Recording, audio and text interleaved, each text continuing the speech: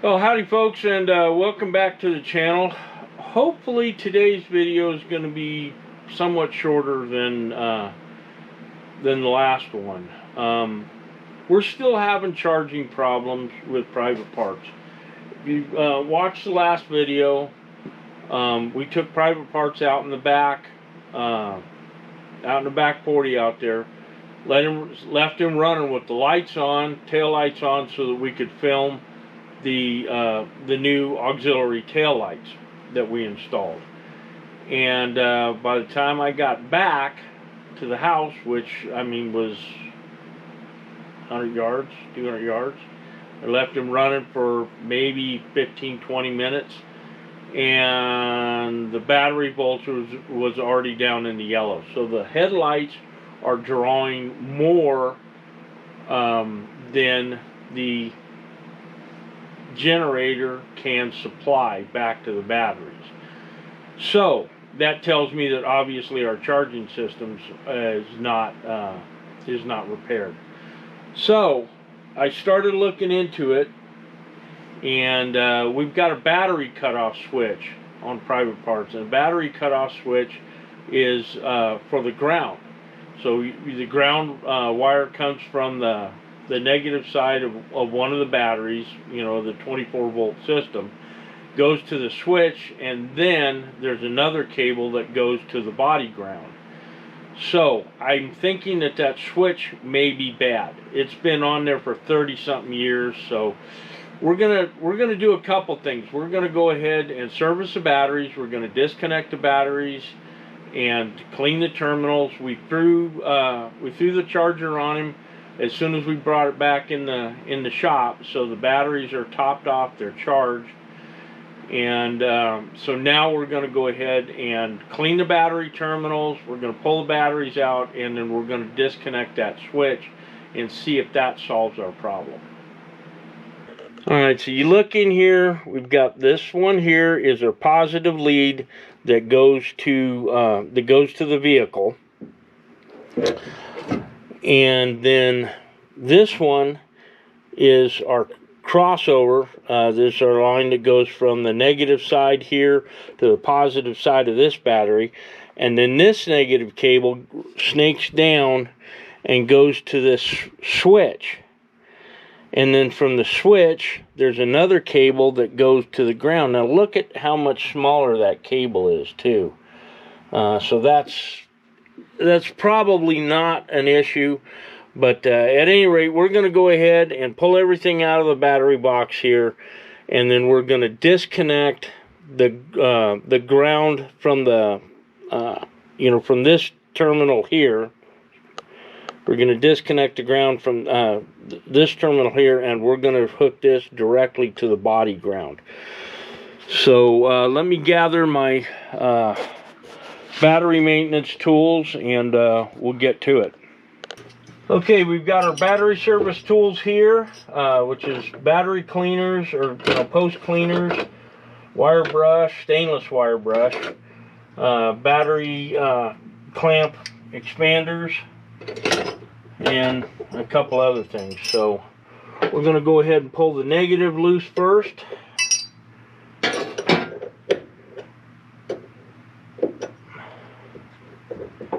Look at it, and everything in here is fairly clean. So let's go ahead and just pull all of these cables loose. Okay.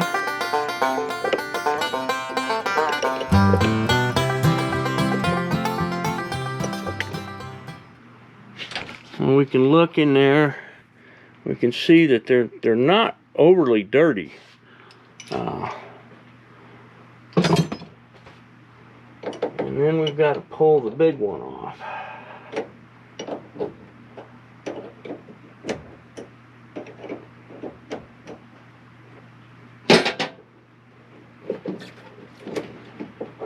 Alright. We're also going to go ahead and pull the battery, at least this battery out, because the ground terminal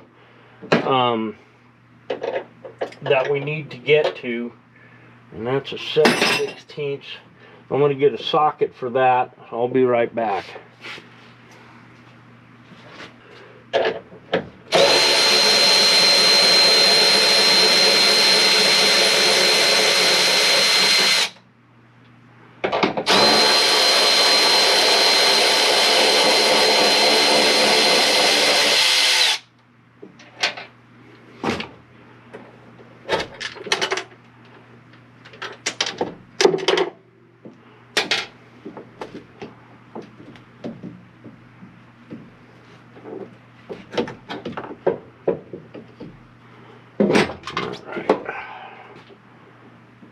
Let's get this battery pulled up and out of here.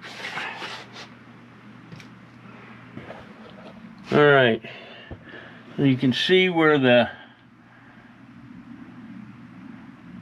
this is the negative cable that comes from the battery. And so we're going to go ahead and then that is where it grounds to the body. So we're going to pull this cable out, and we're not going to pull the battery cutoff switch just yet, but we'll go ahead and pull this stuff out and then hook the negative cable directly to the body ground, and we'll see if that goes ahead and hopefully will eliminate our problems.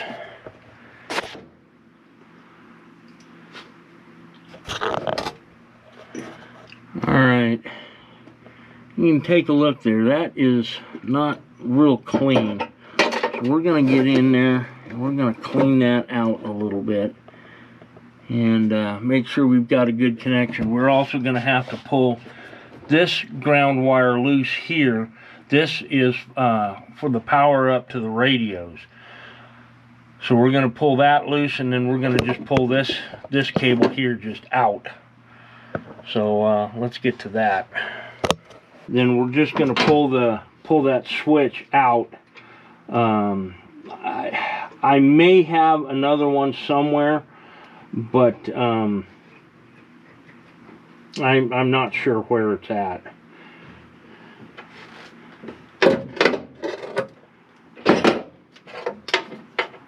So next thing we got to do is take this battery cable here and we're going to get a rag and try to clean that up a little bit and make sure of what we've got going on there.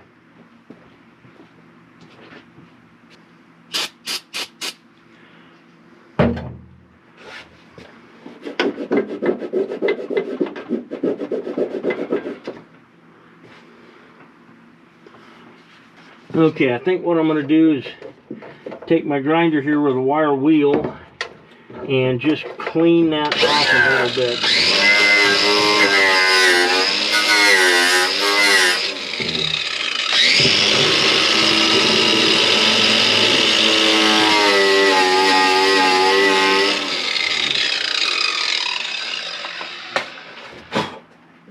Alright, I just wanted to make sure that we have a good little clean spot there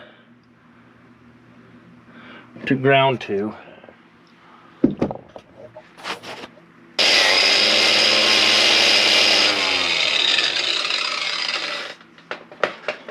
And we've also gone ahead and cleaned up the lug there as well. All right, now we're going to go ahead and clean off all the battery terminals.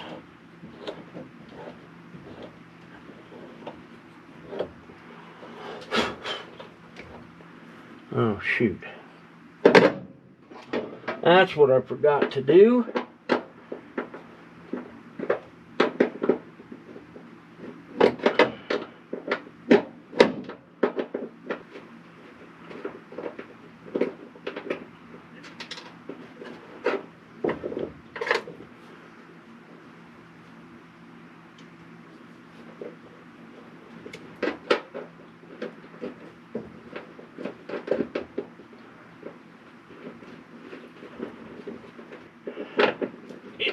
looks as if the star washer has given up the ghost here.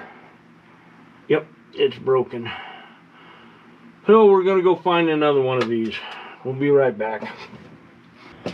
Alright, we've got one now.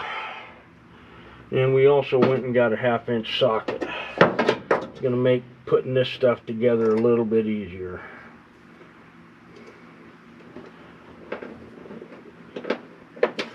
There we go. And so next we have to clean the inside of this.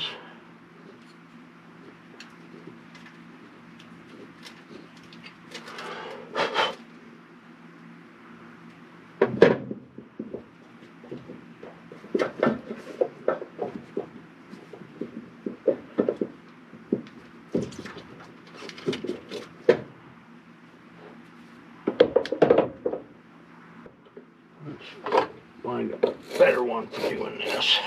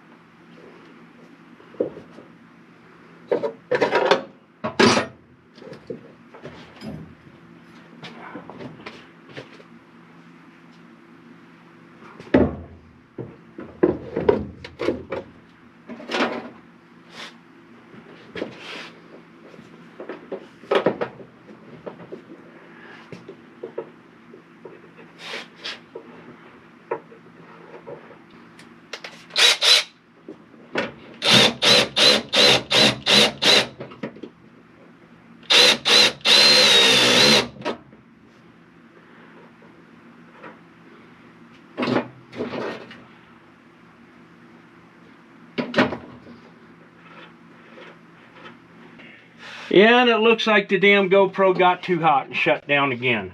So, at any rate, we've got the batteries. All the terminals are cleaned and reinstalled. We've got the multimeter on to between the positive and the negative on the, for 24 volts. So we're reading 25.3. Let's see if you guys can see the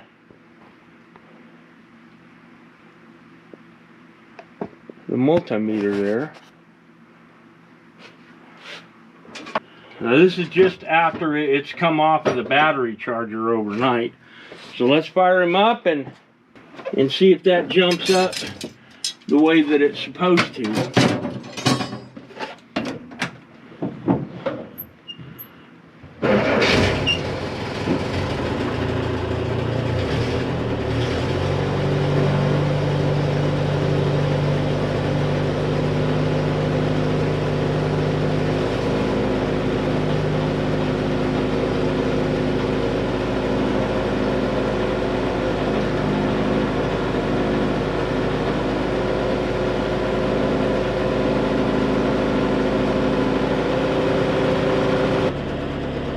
And it is not charging. So we're going to have to look somewhere else.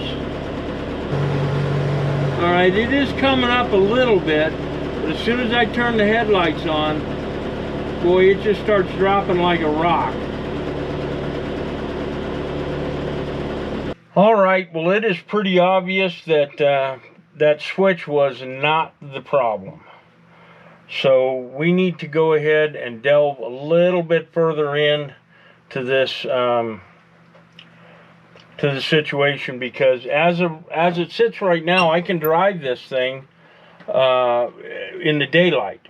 I've done it. I don't think I would want to take it on an extended trip, and I sure as heck wouldn't want to take it out into the middle of the desert. I don't want to get stuck out in the middle of nowhere like I was at Hooten's Well. So we've got to figure this out. I'm going to have to do a little bit more research, and we'll be back. All right. Well, I went online and found this. This is a DA pamphlet.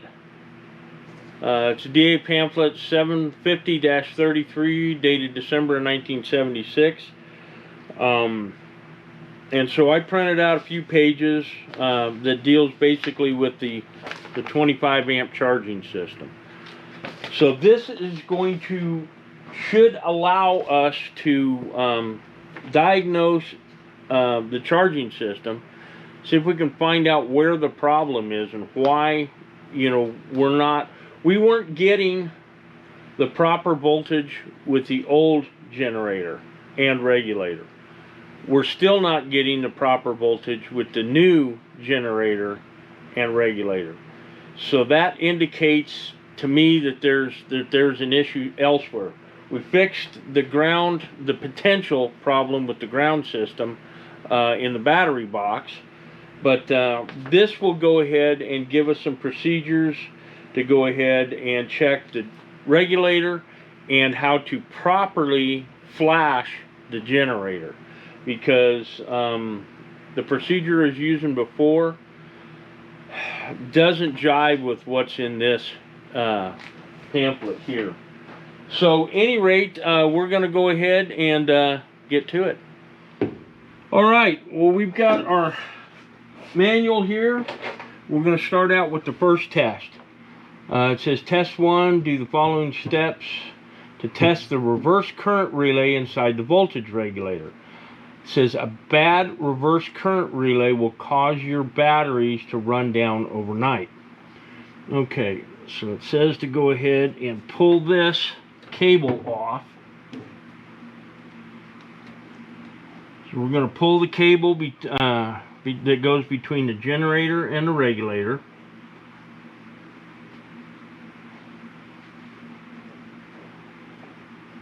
And then it also says to set the multimeter up to read battery volts. So we have this set to volts DC.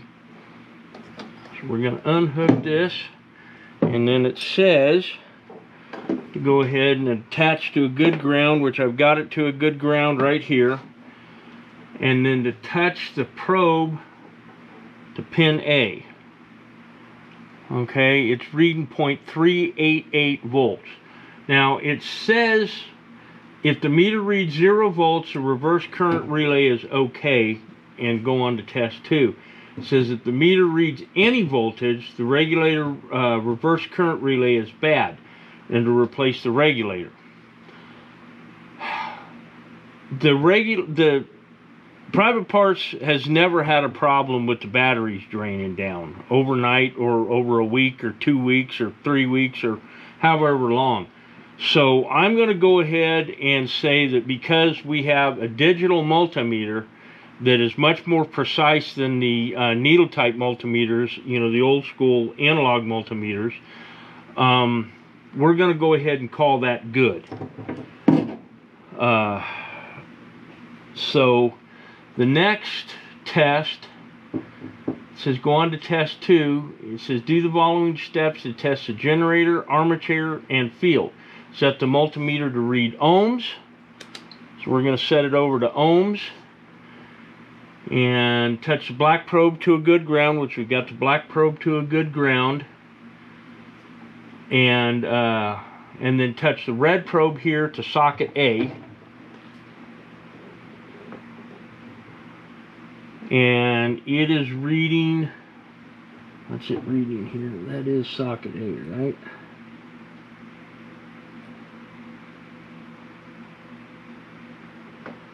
Okay, socket A is reading 0.4 ohms. The meter swings to the right and reads 0 to 4 ohms on the ohm scale, then do step C. Okay, 0 to 4, so that's 0 ohms right there, pretty much. If it reads more than 4 ohms, then replace the generator. Well, it's not reading more than 4 ohms. So the next thing is to black probe is still on the good ground, and then we touch this, the red probe, to socket C or socket B, and it says if the meter needle swings between 20 and 45 ohms on the ohm scale, do test 3. If the needle is not in the 20 to 45 ohms range, replace the generator and repeat check 5. Okay, it's reading 27.3 ohms. Right in the middle. Perfect. Okay. And it says, okay, test 3. Do the following steps to test the generator for residual voltage. Remove the short red probe on the multimeter from the ohms jack and place it to the 10 volt jack. Okay, so we're just basically switch this up to volts DC again.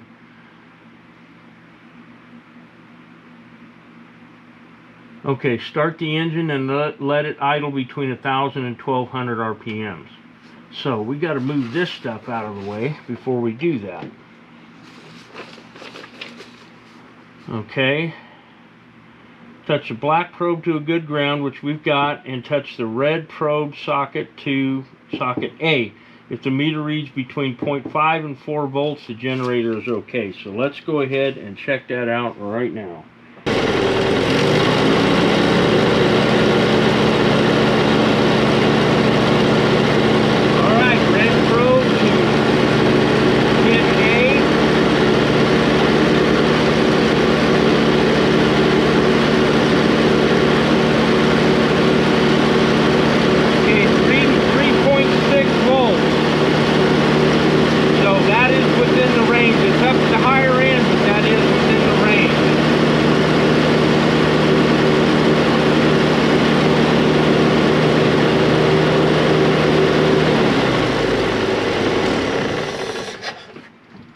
Okay, so that basically is telling us that our generator is okay. Okay, if the reading is less than 0.5 volts or the needle deflects to the left of 0, step D to polarize the generator. Well, we don't need to do step D because it is within that tolerance level. Okay, the next step is test 4. Okay, so we're going to test the continuity between the generator and regulator cable. So we're going to pull. We've got to pull the cable off here. Okay. Now, to do this test, we're probably going to want to put a different test lead on. So we're going to go ahead and take this test lead that has the clamp on it off. Find another regular old test lead here.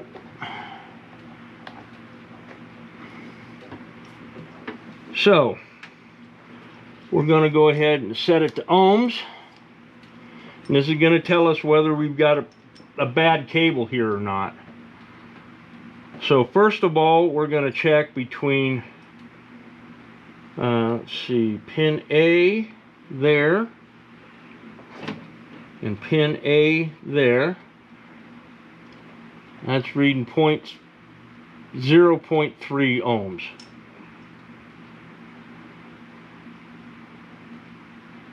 0.3, so that's fine.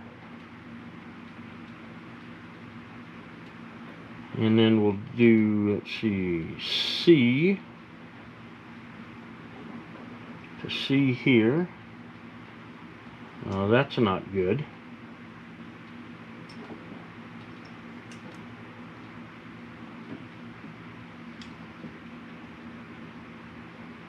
Oh. How about we hook it up to the right pin? Oh. That is reading some resistance there. So we may have, this may be the problem, we may have a bad cable here. Try B to B. That one's just fine. And C to C, and that one is not good. That's reading 19 ohms. Okay, see, the C pin does not have to be checked for this test. Okay, well, we don't have to worry about that then. So it says if the meter reads 0 ohms each time, so that's for A and B. C, they don't, it doesn't matter.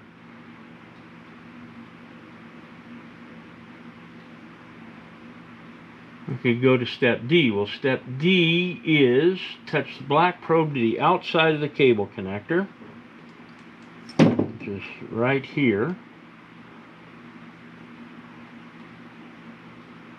Okay, A is reading nothing. B is reading nothing. And C is reading nothing. Okay, if the needle does not move, or when you touch sockets A, B, and C, do step E. Touch the black probe to socket B. Okay, socket B is this one right here.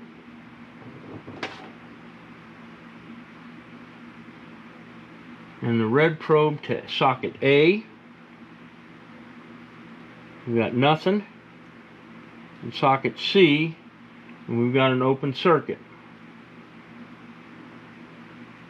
Okay, so that's showing that that is okay. So now we go to do, okay, if the needle moves, the cable is shorted.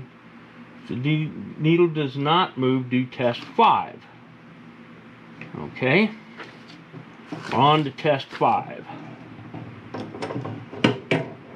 Disconnect the regulator to battery cable at the regulator. Pin A or C is hot. Don't touch the vehicle chassis. Okay, well this we can set right here. So we need to go ahead and pull this one off now. We got to set the meter up for voltage. Okay. Disconnect the regulator to battery cable at the regulator. Don't touch. Okay, set up the meter for battery volts. Touch the black probe to a good ground. So we will hook this back up to the one that's clamped to a ground. And the reason why we're doing that is just makes it easier to do this with one person. Okay. Okay, it's either going to be pin A, which it's not. It's going to be pin C. Top pin, others. Okay. The meter reading is 23 to 26 volts. Replace the regulator. Repeat check 5 on page 9. If the meter is reading less than 23 volts, do step D. Step D says to clean the battery post terminals and the battery ground connection. Repeat step C. Okay. So, it says if the meter reading is 23 to 26 volts and it's reading at 25.6 right now, it says to replace the regulator. So, we got to replace the regulator.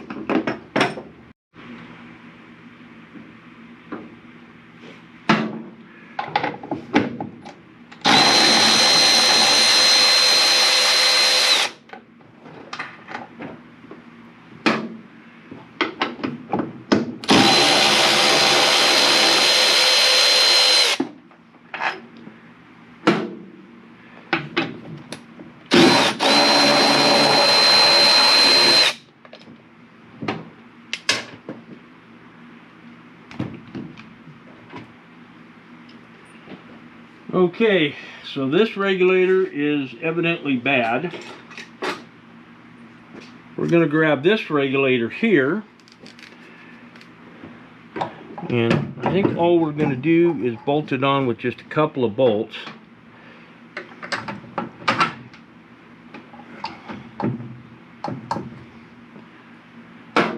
That way, if we have issues, we only have to take 2 bolts off instead of 4.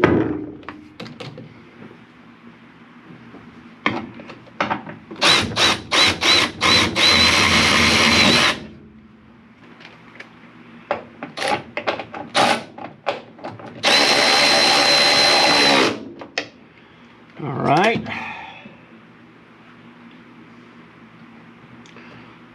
So it says once we do that, okay, repeat check 5 on page 9.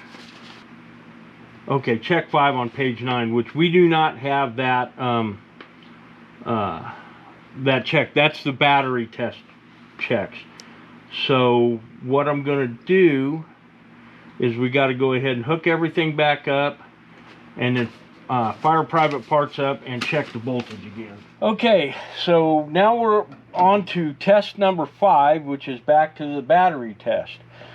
So what we've done is we've gone ahead and hooked up the multimeter to the batteries here, and it's reading right here at about, what, 25.7. So the test says to go ahead and start the vehicle, get him up to operating temperature, which he's close enough to operating temperature, and let's see what we get.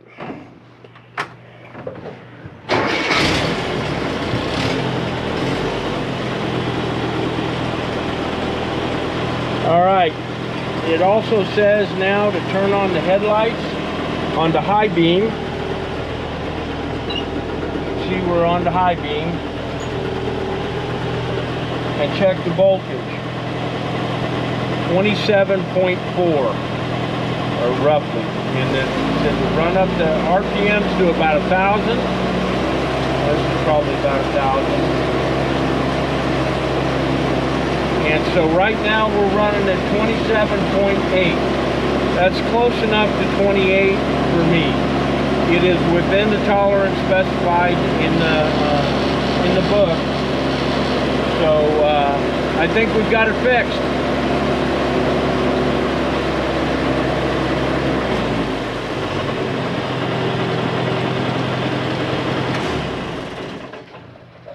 Okay, we've got the charging system resolved. It was a bad regulator after all. It appears that the test that we did in the previous video on this were incorrect. And so I'm glad I found this pamphlet, and like I said, I will go ahead and put a link to it down in the description.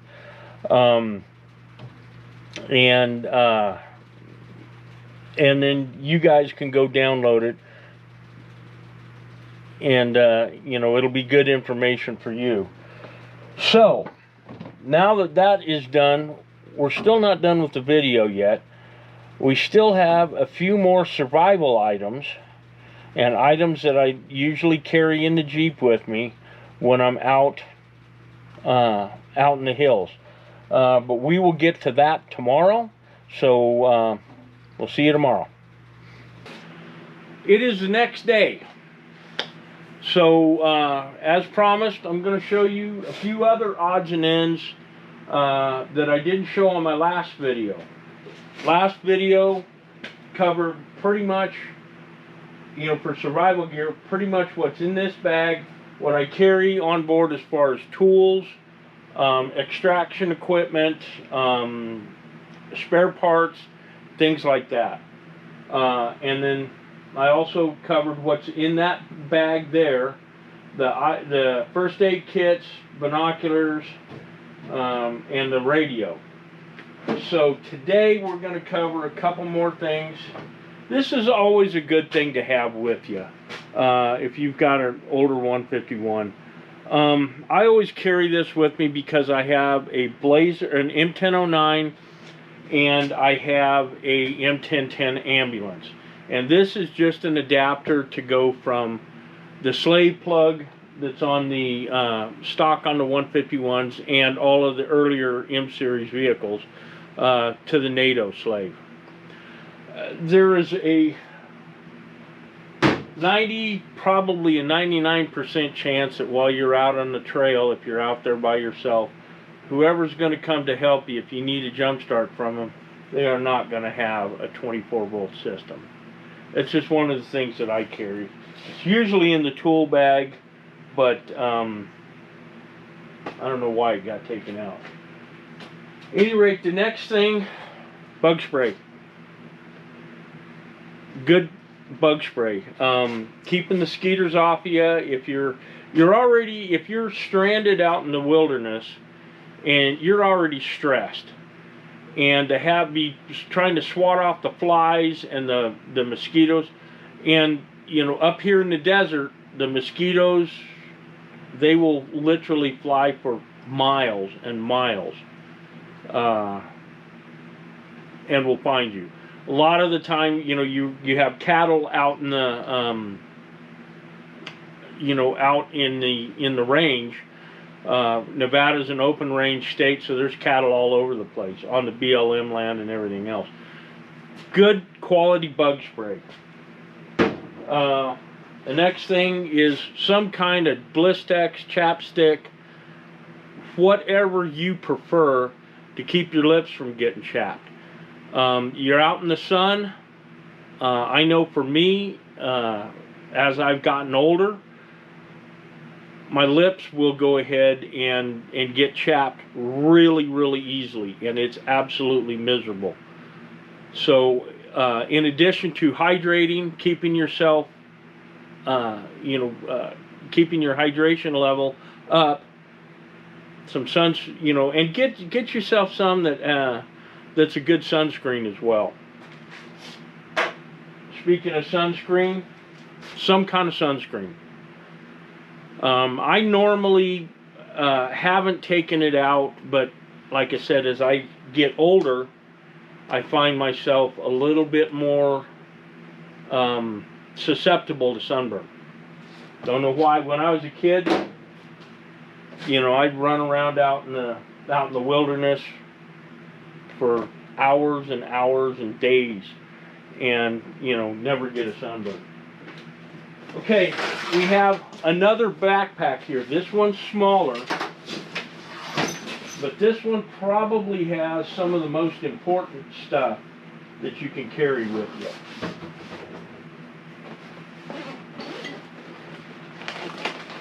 And that's food.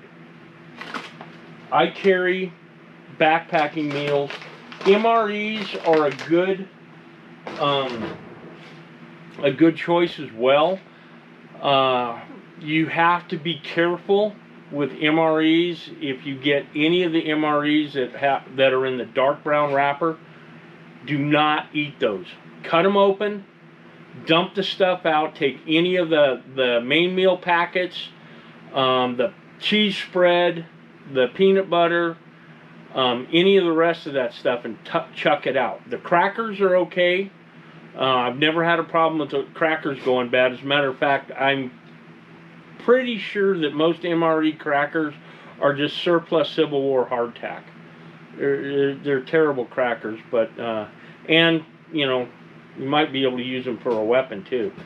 The accessory packs, they have some of them have like chocolate or some kind of a beverage-based powder. Coffee's probably not a good idea, especially out in the desert here, because coffee will help dehydrate you. The caffeine will help dehydrate you. But anything in moderation. Matches, toilet paper. The little things of toilet paper. They're not great, but it's better than nothing. And then any of the dehydrated stuff, the peaches, and pears and things like that out of some of the really old MRE packets are pretty good. If you get some of the newer ones, those are good, and those are high calorie meals, so you don't want to like have one for breakfast and one for dinner.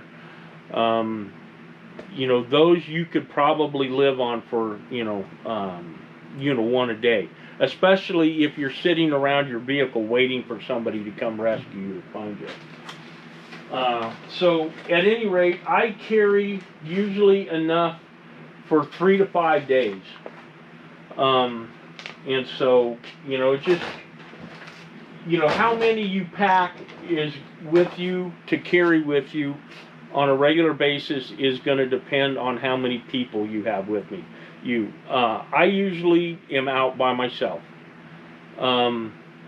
If you have your animals with you, I used to, PFC Butters used to go with me, and when he was still alive, I always carried water dish and a food dish for him. And this was not for survival, but this was just for, every day. Water dish, really important for your animals. Make sure you carry enough water extra for your animals. The animals can drink from a stream or a stock tank or something like that, that livestock are around, and it's not going to hurt them. Us, it will. Just keep that in mind. So the next thing is some kind of I always carry a fleece. This would be about the same as like an insulated flannel, a hoodie, something to help keep you warm. As soon as the sun goes down, now right now, this time of year, the sun is, it's 80 degrees, it's probably 70 degrees when, an hour before the sun comes up. You're not going to freeze to death. But in the spring and in the fall, when it starts getting a little bit cooler, watch your nighttime temperatures. It's a good idea, if you know the area you're going to be going, check to see what kind of temperatures before you leave. Check to see what kind of temperatures, day and night. This one here, this is I carry this. This is a Gore-Tex jacket, so it's a raincoat. Good idea to have something like this.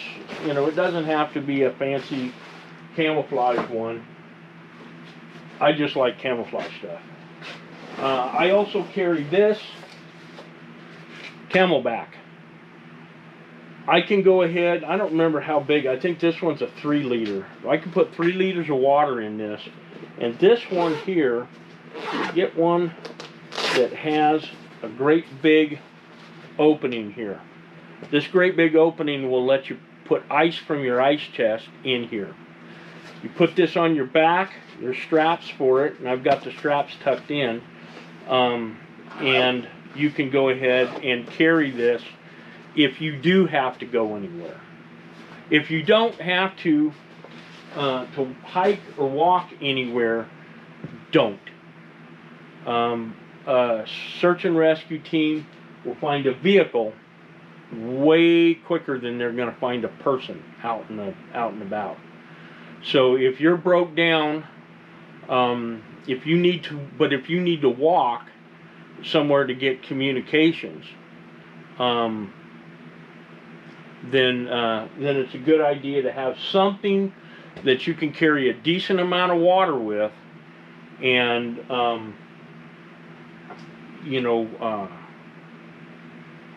comfortably.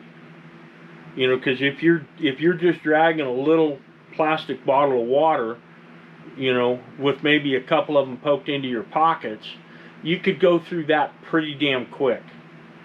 And so if you have to walk, say, to get cell phone coverage, or to get into an area where you've got cell service or radio, or something like that, it's a good idea. And that's one of the reasons why I also carry this smaller pack with me, because this one here, I can dump all this crap out if I need to walk somewhere. This will go inside, and I can bring the drinking tube, outside of it, so I can carry maybe 4 or 5 bottles of water inside there, in addition to 3 liters of water in the Camelback. And so carry little things with you. And so that would be a bag that you could go ahead and dump the excess meals and things out of. You could stuff a few things in there and go. There's one other thing, and I don't know where the heck it went.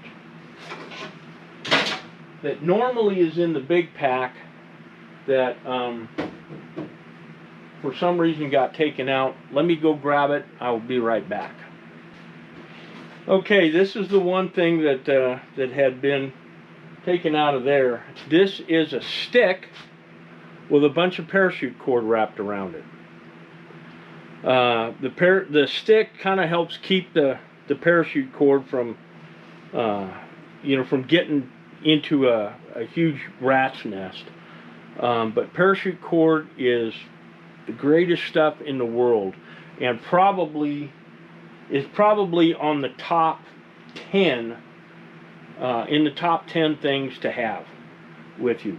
The parachute cord, you can take your poncho that's in that bag there and make a tent out of it. You tie it up to one of the bows on the Jeep and then string it out, and you may not even, if you're out in the desert where I'm at, we don't have an overabundance of sticks laying around that you can go ahead and build a shelter out of.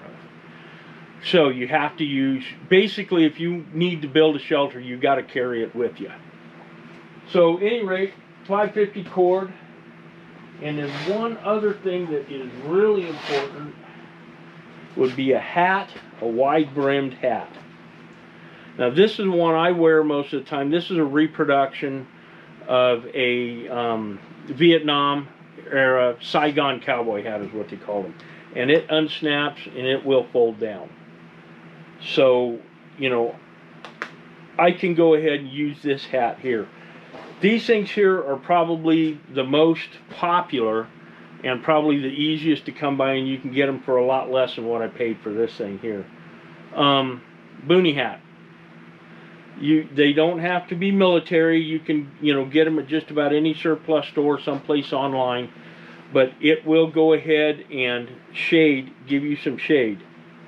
Especially over your ears. You don't want your ears to get sunburned. Heat, and you don't want to become a heat casualty. Heat stroke. Know the signs and symptoms of heat exhaustion and heat stroke. It'll save your life. But probably one of the most important things you can carry with you is this stupid thing here. We complain about them. Our lives are kind of controlled for the most part. We're really preoccupied with social media and things like that. But there are apps that you can get for your phone here. I'm going to pull this one up. This is one of the more popular ones. It's OnX Off-Road. I am not sponsored by them. They don't know who I am. I pay my subscription every year for this. But the OnX Off-Road is really great. Just do a web search for OnX Off-Road. The neat thing about this is that you can go ahead and you can pull this up on your desktop or your laptop if you don't have a desktop, and you can go ahead and scroll around in the area that you want to go in, and you can pinpoint an area, drop a pin where you want to go. And then you can also mark a pin and you can send that to somebody. Now, granted, if you don't have cell service, you're going to have to hike to cell service. It's a good idea to pay attention as you're driving to watch your phone and see where your cell service drops out. If you know where it drops out, then you know about how far you have to hike back to get into cell service. Good idea to get to know where the radio towers and things like that are. And so, at any rate, probably taking your phone with you and a way to charge it. So if you're out, you're broke down, you've walked a mile, 5 miles, however long, whatever it takes to get to cell service, and you've got 1 bar of battery left. You got 1% or 2% of battery left. Well, that's not going to do you much good. Keep a battery pack with you, or a way to charge it in your vehicle. Private Parts here being 24 volts, and I don't have a 24 down to 12 volt adapter yet. You know, I carry a battery pack with me so that I can go ahead and charge my phone back up. And you know, if you end up breaking down and you do have cell service, don't sit there and, you know, check your Facebook. Post on your Facebook if you can, you know, hey, I'm broke down at such and such, and you know, mark your coordinates down. You know, if you can call a friend, tell a friend, you know, hey, you know, this is where I'm at, this is what the problem of the vehicle is, this is the vehicle. If you roll a vehicle over, you know, you need to go ahead and give that information out as well. But being able to communicate, that is probably the one thing that you know, that will save you. But the other thing too is tell somebody where you're going. If you're going out by yourself, and when I say by yourself, I mean one vehicle. So that may be you, the wife, and the kids, and the dogs, and the goats, and the chickens, and, you know, whatever else. I don't judge. Let somebody know where you're going to be going. That way, and when you expect to be back. You know, don't tell them, oh, you know, come start looking for me if I'm not back in the morning if you're planning a 3-day camping trip. Okay? So, and, you know, that being said too, if you are planning a 3-day camping trip and you crash on the first day, or you break down on the first day, you need to make sure you've got enough stuff with you to survive until you're expected to be back, or until you're missed. And then you need to plan on some extra time for that as well. But obviously, if you're going on a camping trip, you're probably going to be pretty well stocked. So, at any rate, so, you know, I think we pretty much covered everything. The headgear here, this is important, especially if you're follically impaired like I am. On the top, it's really, really nasty to get sunburn on the top of your melon. So, at any rate, the other thing that you can wear for sun protection would be one of these. You know, they may look kind of goofy, but they work pretty doggone good out in the deserts in Tunisia and North Africa and in the jungles during World War II. So, wouldn't recommend wearing an original World War II one. If you can find a reproduction, that would be cool. But at any rate, I think that pretty much covers it. We've got the survival gear, and this is basically what I carry. I do end up kind of mixing it up a little bit, depending on where I'm going, when I'm going, and you know, what weather conditions are like. You know, if it's starting to get cold, I might throw an extra jacket in. I might throw a sleeping bag in. You know, it just all depends. And so, at any rate, I hope that you guys found this informative. I hope you enjoyed it, and I hope you learned something. And please remember, like, share, and subscribe. It really helps the channel out, and we'll see you on the next one.